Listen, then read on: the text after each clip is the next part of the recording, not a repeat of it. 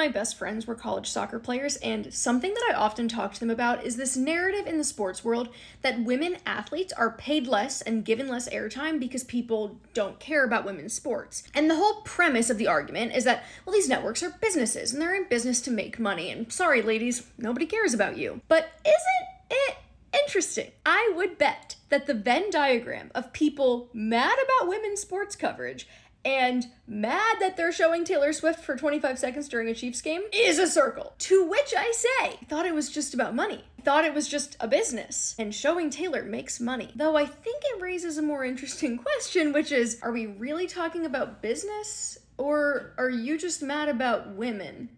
Welcome back. Today we're saying pay up, and we're talking to people working to close the huge pay gaps. That was podcaster and blogger behind Money with Katie Gaddy-Tassin. Now, talking about the argument that women's sports makes less money because they have less of a following. We heard that. We hear that all the time. They say less following. Well, our next guest says it is not that simple. If you don't believe how wide the gap is, we're going to show you some stats. Lionel Messi, brilliant. So do not think I'm hating on Lionel. We're just talking numbers here.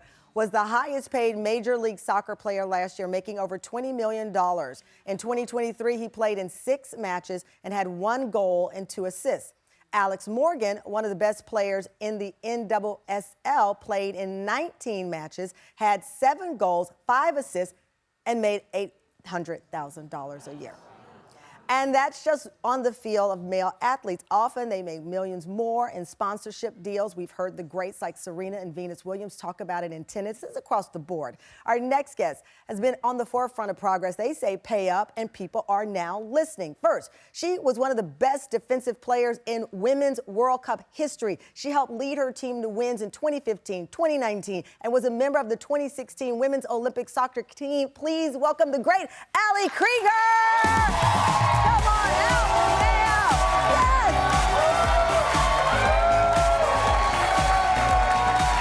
Yes, look at that. Oh my gosh, thank you so much for being here. Nice to see you. All right. Thank you so much. You know, there's so much to talk to, and my earring is falling off, so I'm just going to go without them right now. Well, all right, cute. And before we launch in, here's the thing. It's true that sports are ultimately a business, and we have the women, or one of the women that I met who helps create the business model, brings more than revenue to National Soccer, Women's Soccer League. Please welcome a friend of mine, a new friend of mine, and she talks it like she walks it, NWSL Commissioner Jessica Berman. Come on out, Jessica. Oh, my God.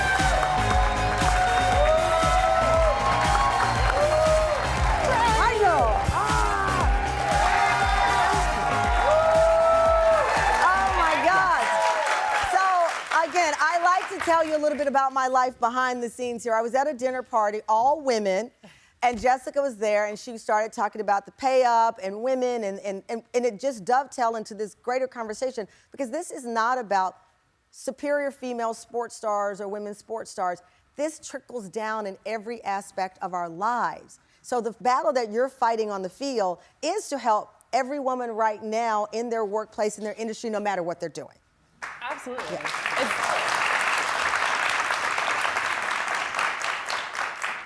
The fight for us was never just about us Right. as individuals and players and a team and in sport. This was a fight for all women across all industries, not only who play sport in different countries as well, to encourage them to fight for what they also believe in, but this was for all women in all industries, all over the world, and we knew how important it was. So that pressure for us to really thrive Right.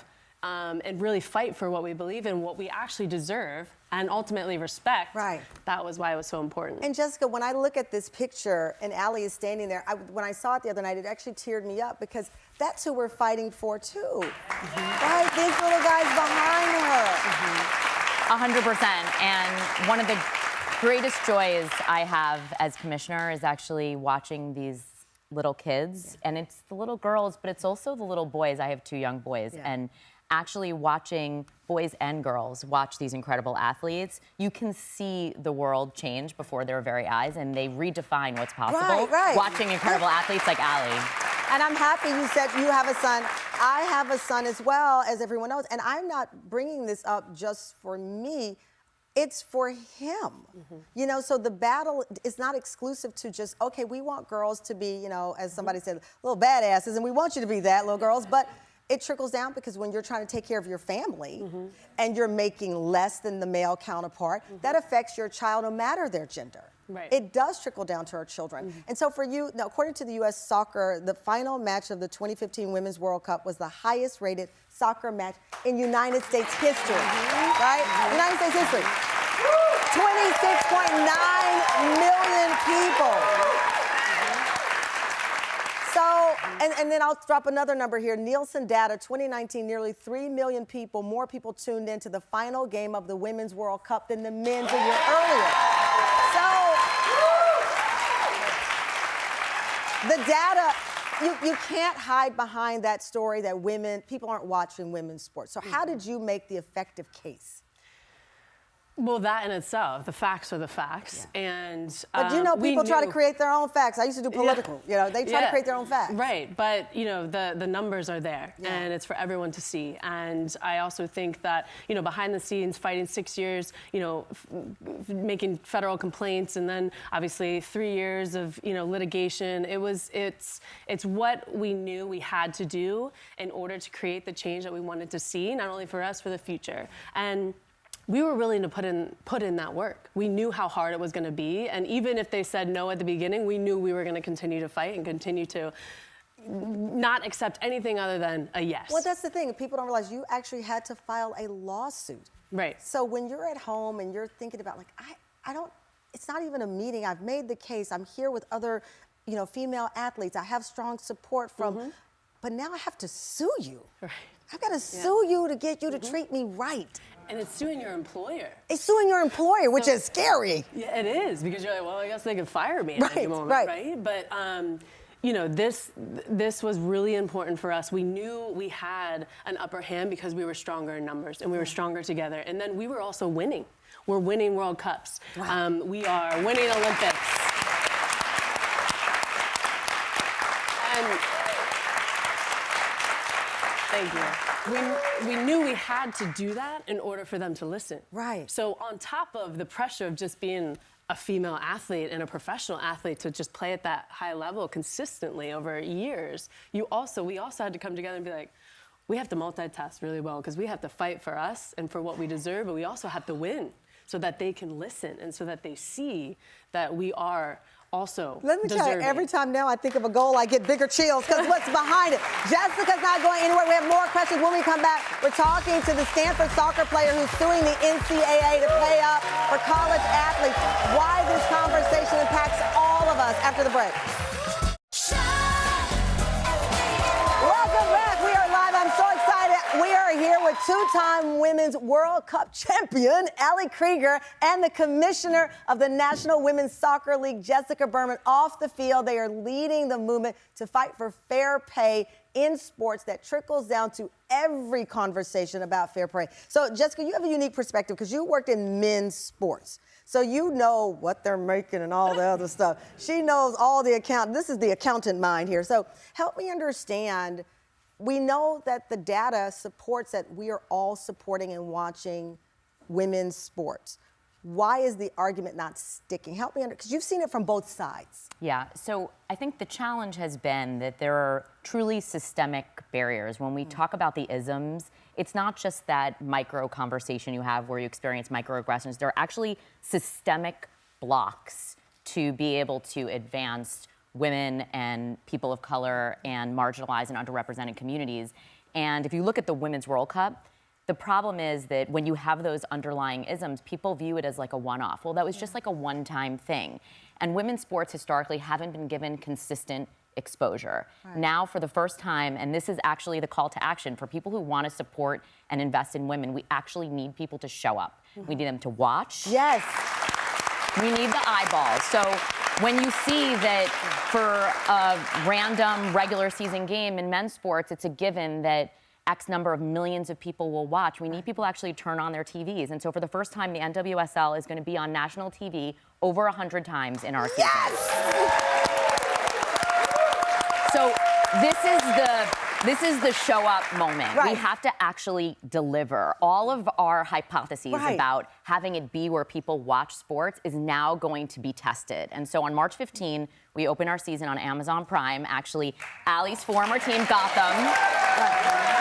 So we call it Friday Night Football. Friday Night Football. Friday Night Got Football. It? Okay, March 15th. And on Saturday, March 16, it's our first ever game on ABC. Listen, I'm telling you now, March 15th, March 16th, I don't care what you're doing, but you better have a TV in front of you. Buy merch, go to games, support these incredible athletes. They are as entertaining, if not more, than any athlete you ever will watch. And guess what? It's not just on the national level, because we talked about college athletes are saying pay up. We know that, and Nya Harrison is a Stanford soccer player who's fighting for that right now. She joins us on Skype. Nya, thank you so much for joining us. We wanted you in the studio, but we know you had to be there. Hi, darling. Hi, everyone. Nice to meet you all. Nice to see you guys. We're so happy to have you. So you made headlines in December when you filed a lawsuit against the NCAA asking them not to enforce the rules that prohibit pay-for-play compensation for student athletes. You're a warrior on the field, off the field. You've heard this conversation. What do you want your generation especially to understand about this battle on the collegiate level? Yeah, 100%. I mean, I think the main thing that our generation is feeling right now is the sense that's like we kind of get complacent when it comes to being an athlete, where we're just told, like, this is how it's supposed to be. Like, you're meant to work this amount of hours. You're meant to be a full-time student. You're meant to do everything on and off the field to be the best student athlete possible, and then that's it. And we don't really know that there is the potential for compensation. And honestly, it's people like Jessica, it's people like Krieger that have inspired me to be like, hey, like, this is not cool. Like, we are putting in so much time on and off the field. We are making money for our school. We're making money for the NCAA, and we're not seeing that. Yeah, and I should point out, the NCAA argues that paying student athletes could cause a domino effect and may even result in schools cutting sports that don't generate revenue. When they say that, what's the response from your perspective? Yeah, for sure. I think this is something that I feel like has been a main issue with the idea of compensation for athletes, but really behind the scenes, it's the sense that if a sport is generating new revenue, then athletes get a fair share of that revenue. However, if a sport does not make new revenue from its fair, then it's not that's like, oh, like, you're not going to be getting, like, nothing bad will happen when compensation comes into play. It's just like, hey, we're making new money. Yeah. We should be getting that new money. If a sport doesn't make new money, then nothing happens. You still have the same amount of funding, and then that's it. So that's simply like how it would work. Is like, if the women's soccer team makes more money than the year before, then the women's soccer team will be receiving that new revenue, and no other funding will change for other sports. Wow.